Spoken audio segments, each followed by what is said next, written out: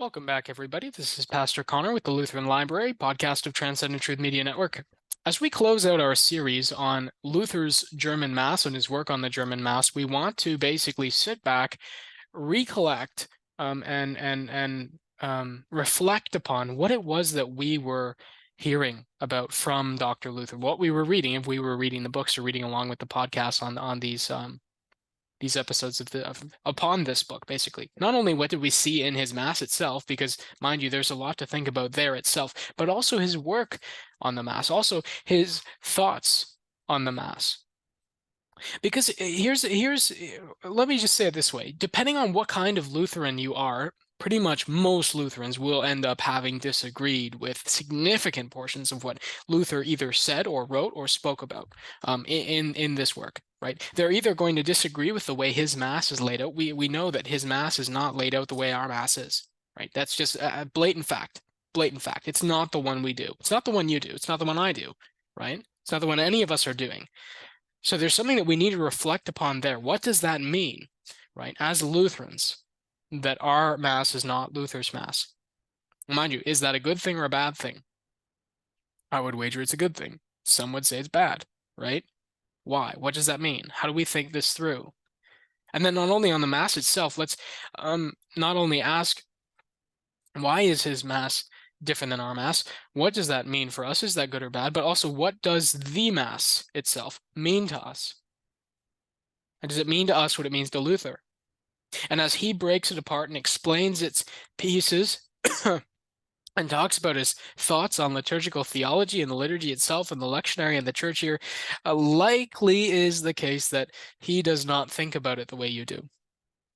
If you're a pietist, he doesn't think about it the way you do. If you're a normal confessional Lutheran in North America, he doesn't think about it like you do. If you're very high church evangelical Catholic, he doesn't think about it the way you do.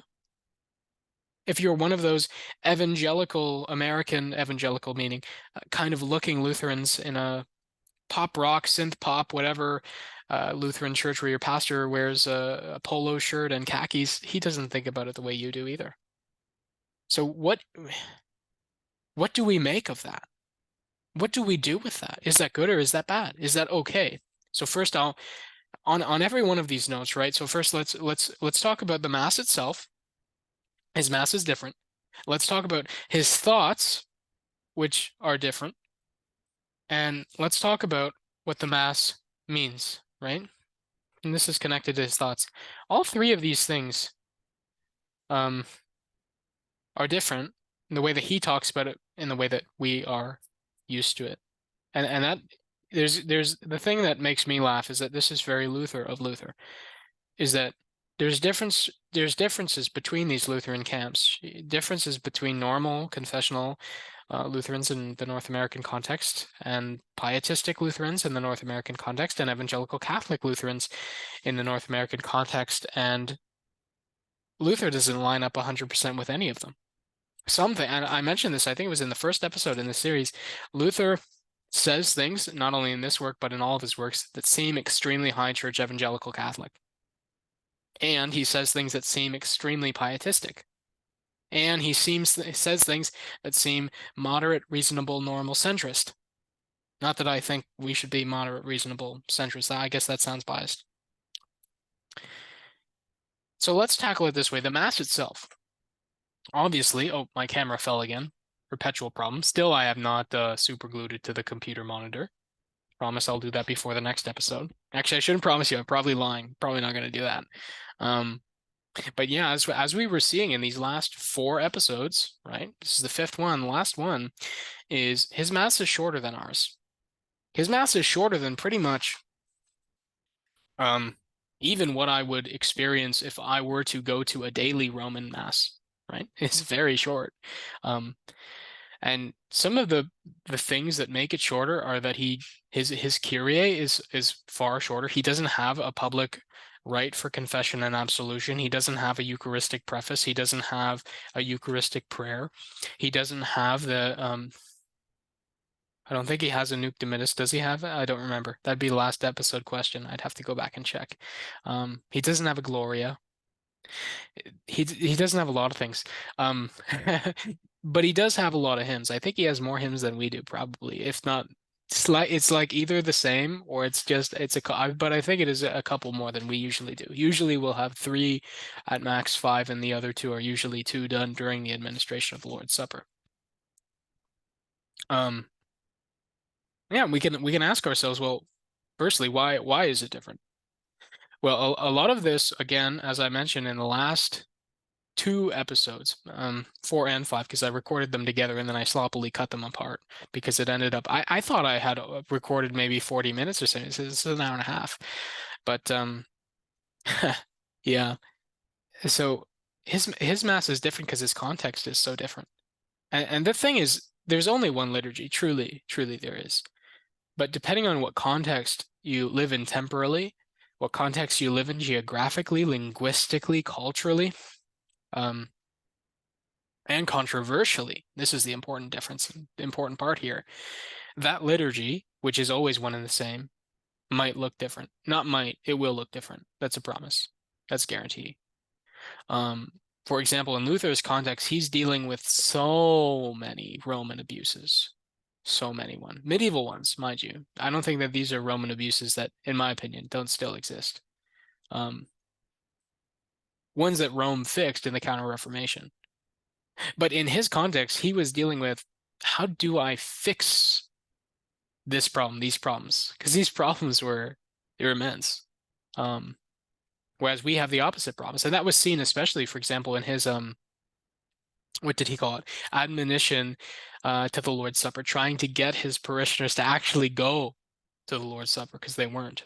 Whereas we have the opposite problem. People who shouldn't be going are insisting that they go, are insisting that they be let in because it's between them and Jesus and so on. Whereas Luther's context, people were saying, no, I don't want to go. I'll be damned to hell if I go, right? They weren't used to it. They weren't used to taking communion in both kinds, which is the only way to take communion, by the way. People were saying these things like vestments and candles are absolutely necessary, not adiaphora. Whereas now in our context, people are saying not only is it not adiaphora, but it is a sin to do it. So in Luther's context, it was a command. It was seen wrongly as a command of God to do it, a law of God through his church to do it. It's a sin not to do it, they would say, which is wrong, obviously. So adiaphora. It's something good, we should do it. Adiaphora doesn't mean you're free to choose what to do. It means it's not a sin to not do it. Really, this is the proper application of it. And this is a big fight, for example, between different camps on how we put together.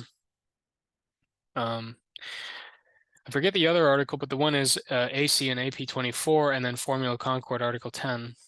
But yeah, let me check this. Because I'm now kind of interested in finding out what this other article was. I think it's church regulations. Could be wrong. I don't know. The one about the mass and stuff, but not the mass one. Yeah, I think it is Article 15. Yeah, that's it. Probably. So anyways, there's a controversy on how we are supposed to fit together these statements in the Augsburg and the apology to the Augsburg about how we retain all these things, the lectionary and the church year calendar and the vestments and the candles and the liturgies and all this stuff, and icons and stained glass and Formula 10, Epitome and Sola Declaration, which speak to, well, the concept of adiaphora, that it's not necessary. But this, to me, is not, this should not be a controversy as to how we fit them together, because within the Augsburg and the Apology itself, Article 7 of the Augsburg Confession states that it is not necessary for the unity of the church to be in, let's say, liturgical oneness on these matters.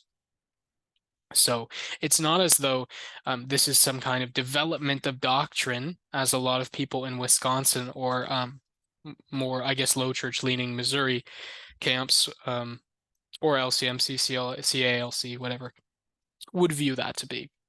Rather, this is both concepts are already embedded in the Augsburg Confession itself. And so they are not against one another. And so by the fact that that early Lutheran church that was confessing freshly the Augsburg Confession, written by Melanchthon, who said we ought to be wearing chasubles, especially if it helps for ecumenical relations. That is the proper way to take audiophora and to take, for example, AC 15 and 24 and fit them together. So yeah, and it's from these different eras and context and controversies that you get different liturgies and liturgical practices. And even just with just what I was immediately talking about how we fit together Formula of Concord 10 and AC 24, this is a perfect example. In the early era of confessional Lutheranism, when the AC just came out onto the scene, there was no reason to do anything other than to practice the traditional liturgy, use the traditional vestments.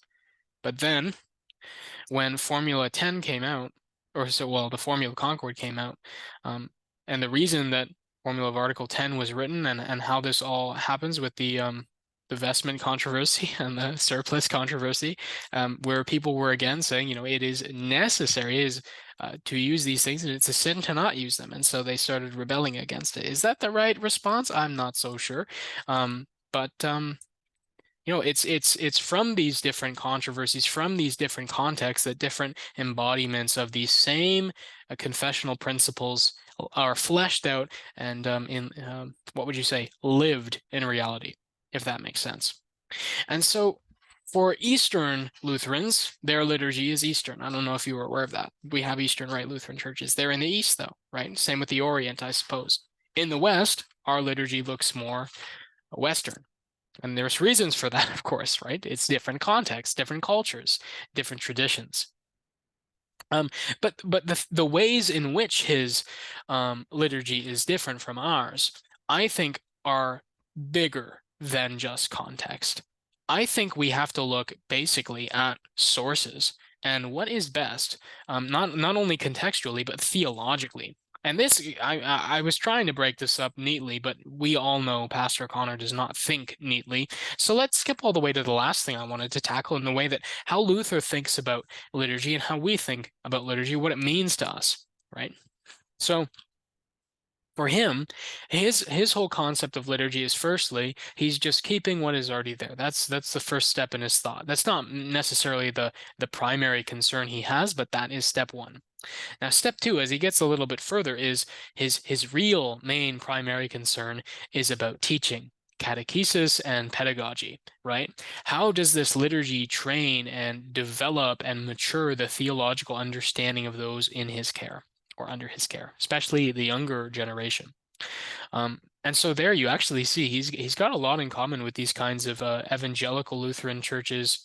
I mean that in the American sense, of course, with the rock bands and stuff, who are very, very concerned with being hip and young and whatever. Not that that's the way that Luther felt he would reach the young generation, but in that they both have that concern and that focus primarily geared toward how can we reach the younger generation in a way that not overlooks the older generation, but is focused on the younger generation in such a way that some would say, you are disregarding the older. But for us, is that how that should play out? Is that how that should be formulated? Because for us, of course, I mean, step one is, yes, take what was given. But that's not really a way of thinking, that's a way of being. That's the way that the liturgy reaches you, right? That's really the way that the gospel reaches you for the first time. Normatively, it's the liturgy. Everything is couched in the liturgy. The preaching of the word is couched in the liturgy. The reading of the word is couched in the liturgy. Your sacrament of baptism and communion, and for us, confession and absolution, is couched in the liturgy. But primarily, should we be concerned with teaching a very specific demographic within the congregation? I would say not in the direct sense of that way of thinking, right? But what I would say is the liturgy needs to be about the proclamation of the one thing that is necessary, which is the gospel of Christ crucified for the forgiveness of sins. So rather than, of course, Luther would agree here when we're talking about preaching, and even teaching in a sense. But he is really kind of more focused on the educational aspect, whereas what liturgy, I think, should really be doing is administering the gospel to you. There's a fancy phrase here, if anybody is aware of it. I'm sure some of you are, which is there's first order discourse and there's second order discourse. Second order discourse talks about a thing. First order discourse really kind of does the thing as a speech act. So second order discourse is teaching you about or speaking about the cross and the gospel, right? It's about what Jesus has done, even if it's for you. But first order discourse really actually gives that to you. It actually hands it to you. It does it to you. And there's a big difference there. And so when we're looking at liturgy, we need to ask the question, well, is it to put it in this kind of way of speaking, is it second order discourse or is it first order? Is it primarily doing the gospel to you? Or is it explaining the gospel to you? I guess that would be a way we could phrase this. And so if it is true that it is supposed to be doing the gospel to us, then we need to frame it along those lines, right? And so questions of how many languages are we going to have the service in, not only doesn't it's not that it becomes irrelevant, it's that it becomes very relevant, but we're going to come to a different conclusion than Dr. Luther is. Now, maybe we're going to keep those Latin or Greek titles for titles of songs and prayers and liturgy, and I think that's quite good because that's what they're called, right? We need to foster that kind of broader unity with the whole Christian church, but including within the lectionary texts of songs and hymns and prayers, different languages that people don't know for the sake of teaching them those languages. For example, again, back to I don't know if it was episode 1 or 2. His reason for wanting to do that was that so that they might go and evangelize into other tongue-speaking countries. Like if they learn Greek, then they can go to Greece and evangelize. I'm not sure I don't think that's the way we should think and formulate our liturgies. Rather, we should be having concern firstly and foremostly, something that he also had a concern with was doing it in the German. Why? Because that's the vulgar language of the people. He also added this thing about Greek and Latin and Hebrew for, again, the reason of educating for the sake of educating for the sake of evangelism, but we're not going to follow him there. But where we are going to follow him on is his initial move to translate what was in Latin into German, right? So that the people could understand it. Why? Because this liturgy is all about proclaiming the gospel for you, enculturating the gospel into you, into your life, into your mind, into your heart, into your soul, right? And so the way that we ought to do that then is primarily just strip the other language stuff away, strip the Latin from it, strip the Greek from it, strip the Hebrew that otherwise would be there from it. Not that anyone actually followed Luther in doing that except the Orthodox. But I mean, this is a problem with the Orthodox. For example, there's a Coptic Orthodox congregation that rents our church building, and I always go to their divine liturgy, and they're having their liturgy in several different languages. Now, of course, the reason for them at the moment makes sense because a lot of their congregation speaks either all of these languages or primarily one, and so it's a kind of, for example, if you only do English, then just for example, Bob won't understand it because he only speaks Arabic. But on the other hand, the young kids like Tommy and Tony will not understand anything if it's only in Arabic. So they're going to do it in Arabic and English, right? This is just an example. But in a context more like the normative Western Lutheran context, that doesn't make any sense. You need to do it in the vulgar language of the people so that they can understand. And so we would try and strip everything away from it so that it can be delivered to them. But then even getting that language one and the same. We've not really even started talking about liturgy, how it's formulated, what we're saying. For example, Luther's using a very, very, very, very, very stripped down Kyrie. It's literally 6 words, and there are no petitions. If you look in the LBW, for example, the Kyrie is larger, but this is still it's derived from Chrysostom's Kyrie, but it is not the full Chrysostomian Kyrie. If you go there, it's much longer. And actually, if you go to our Vespers liturgy in the LBW, I think it is, or it's just shy of the full Chrysostomian Kyrie. And so, why should we use that? Well, ask yourself this. Obviously, prayer is not necessarily going to be a first-order discourse handing over of the gospel goods. What it is going to be about is praying for people things and things, right? And giving thanks for things and people. And so, what should we pray for? As little as possible or as more as possible? Not, of course, there's going to be an end to this, but is what we should be asking ourselves is, when we are doing a congregational prayer like this, does it actually include all the needs of the congregation, all the needs of the people there, all the needs of the broader society and the broader church, at least in some kind of broad aspect? If it's doing that, then it's doing its job. Another thing we might ask ourselves is, why is Luther's liturgy not including public confession and absolution? Well, in his context, that's just because it wasn't used at the time. But you might ask, if he's already innovating, if he's already changing things, why didn't he put it in? Maybe he didn't think about it. I don't know. But for us, this should not really be a conversation. For us, of course, we have different sources we're drawing from. That's another thing I wanted to bring up eventually when we get there. If we get there, depending on how this episode goes. But is it should not be a question for us because of how essential it is for us. How essential it is to come together as a community and ask yourselves, why are we here? Well, we're here to receive God's gifts of grace, mercy, forgiveness, and salvation together as a corporate body. Well, what's the best way we can do that? Confess our sins together, declare collectively that we are sinners in need of salvation, and then receive that promise of salvation from the mouth of the pastor as God's spokespiece, or what do you call this? A mouthpiece, right? So, again, in regard to, for example, his admonition to the Lord's table, we need a Eucharistic warning. And so all these things come to us. The decisions that are made in forming and formulating our liturgies and our liturgical practices are formed, again, just as for Luther, firstly, not of prime concern, but just simply logically, the first step is, what have we received?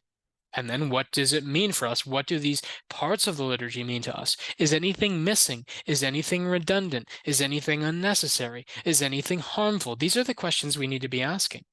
And what I think is interesting is that if we do that, aside from circumstantial differences, right? The reason why liturgies are ending up looking different is because the theology behind them is different. And so that should lead us to then ask the question, why does Luther have a different one than we do, aside from circumstantial issues? And that should make us question, are we in the right liturgically, or are we in the wrong liturgically? And then also we could ask ourselves, to what extent are his decisional differences from ours circumstantial or theological? I'm not going to tell you what the true answer here is, but just simply to ask you, let's together reflect upon this. Let's together analyze this, not for the sake of saying Luther is right or wrong, but for the sake of coming back to our contemporary liturgies and saying, are these right or wrong? And I think most of you will come to the conclusion that they're right. And I think that's good. But what I want to foster within you, all of you who are listening at the moment, is an intentionality to our liturgics, is a reflectionality to our liturgics. Now, today is Sunday. I have not just come, it's 11 p.m. now. I have already participated in the English Mass today, let's call it. And probably you have too. If not today, if you're watching this on another day, then you've done it within the last week, at least once. And so I would ask you, did you carry that with you? Did you understand what happened there? Did you reflect upon it? Were you intentional in it? Do you agree with the liturgy being done? Right? Do you understand why the liturgy is how it is? Do you understand why, for example, in contemporary Lutheran liturgics, we have public confession and absolution? Why we have Eucharistic warnings? Why the Our Father is where it is? Why the Nunc Dimittis or the Thank the Lord and Sing His Praise is being used? Why does one church use Gloria in Excelsis and the other church uses This is the Feast? Are we being intentional or just going through the motions? Are we just treating these pieces of the liturgy as preferential songs that we might choose? When we get bored of one, we'll use another. When we get bored of one liturgical setting of music, we'll just use another. right? Or are we doing purposely what is best for the proclamation of the one thing that's necessary, the unum necessarium? Are we coming back to that and echoing it back and forth to one another, that we might hear it, that we might proclaim it, that it might be enculturated within our souls and our hearts and our minds and our spirits and bodies and all that is ours, that it might overflow within us, right?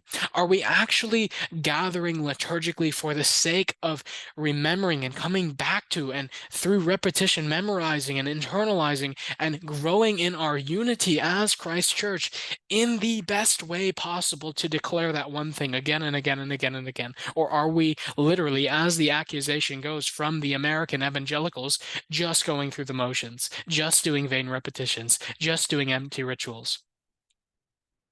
No, I don't think we are. But are we conscious of why we're doing what we're doing? Are we aware of the theology behind the liturgy? Are we in agreement with the theology behind our liturgies? Are we conscious and actively participating theologically, faithfully in our divine services, in our daily offices? That's my question for you today. And I think as we finish this work, and have finished this work, and go out from here, right, that we ought to look back at what we've read and not say, oh, I hate that, or I love that, or I need to subscribe entirely to what Luther said, or I need to reject entirely what Luther said and then deny Lutheranism or something, because I know people who have felt that way in listening to this series, right? Let's use a bit more common sense than that, guys. But we should read this and realize, hey, it's okay if I don't agree 100% with what Luther was saying. Almost no Lutherans do. Pietists don't agree 100% with him. Most confessional Lutherans in North America don't agree 100% with him, right? Low church confessional Lutherans don't agree 100% with him.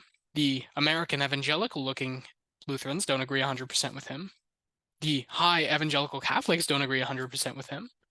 I'm not even sure Luther agrees 100% with Luther in this book, right? And so we need to go out and ask ourselves then, what does that mean? How is he going to help us think through what we are doing then in this same way, right?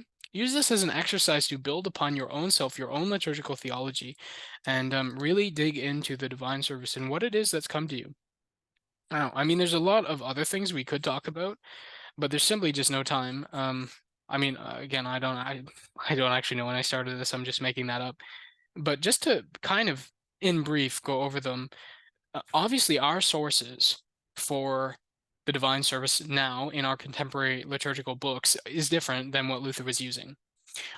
He was basically just using what he had in his context and whittling away the things he saw as abuse or excess. But for us, I don't know if you're aware of this, a lot of it is drawn from the Anglican liturgies, and a lot of that, both of them, are drawn from, in part, at least the East, right? And so what should we be doing then? Should we be going east? Should we be going west? Should we going to other traditions, Anglican traditions? Should we be doing that? Is that okay to do, right? Because obviously, if we're just drawing from Lutheran sources, then, well, we can't, because our contemporary ones are polluted in that sense, if you will, right? They're not purely Lutheran anymore. And I don't think you'll find any synods, at least not in North America, who are using the German Mass still in this way. People think that they are, right? They're like, oh, I'm a divine service setting 3 only guy, German Mass. And it's like, bro, that's not the German Mass. That's the common service, which is very influenced by Anglicanism. So, but aside from that, like, what if you go back, and then of course when the liturgical theology work that I'm working on is finished and put out, then you'll be able to read more about that. See, and I'll probably come on and speak a lot about that when that's done. But you go back a little bit further to the era of Leah and Pieper and Walther, and wow, well, these guys, and not just Missouri Synod, but all these different synods, a lot of these synods are using liturgies that look, to me, Reformed, right? I come from the Reformed Church. They don't look Lutheran. They look like some kind of unionism happened there. And it's not the good kind. Not that there is a good kind, really, but it's the worst kind, right? It's when you make a liturgy that sucks. They suck. I'm just gonna tell you what it is. It's bad. It's something you'd find in a Reformed church, really, like liturgy, literally. And the only thing that's liturgical about it is that it's supposed to be the same every week, but it's not recognizable to what we do on Sunday. And so that should beg the question when we are trying to think about where are we sourcing that liturgy from? Because remember, logically, the first thing is to just get what you've received. But are you just receiving what you received last temporarily? Or are you going back further? Are you going back to Luther himself and sourcing it from the German Mass? You can do that. No one, to my knowledge, has done that, but you could. Are you going back to those kind of more reformed looking liturgies of the early American Lutherans? Are you going to go even back further to the pre-Tridentine masses in the West, or to the Eastern Orthodox liturgies, or the Oriental Orthodox liturgies, or are you going to take from all and take what you think is the best theologically? That's where I would land personally. But my question to you is really, again, have you thought about this? Have you actually thought about this? And if you haven't, do think about this. Do reflect upon this. Well, anyways, I hope that this has been helpful to you, interesting to you, edifying to you, and not just discouraging. I don't mean to discourage anybody. I hope that's not what this has done. I hope it's been interesting. And honestly, though, if I'll say this as my one word of warning, early on. If you are discouraged when you end up disagreeing with Dr. Luther, or you hear a Lutheran pastor disagreeing with Dr. Luther in one of his extra confessional writings simply because we bear the name Lutheran, then I would really recommend you unsubscribe from this podcast. Because as we continue to walk through Luther's works, you're going to find well, that might happen sometimes, and that's okay. So anyways, this has been Pastor Connor. This has been Luther's work on the German Mass, and I hope you have found it edifying, encouraging, and informational, educational, if you will. So as we move on, our next work that we're going to be tackling is actually Clement of Rome's letter to the Corinthians. Following that, we'll be diving back into Luther with another one of his earlier works, one that is written before 1520 next time, probably a 1519 work. So God bless you all. Blessed baptism of our Lord. And I hope that God gives you a peaceful and a joyous and a full season of Epiphany. All right. Amen.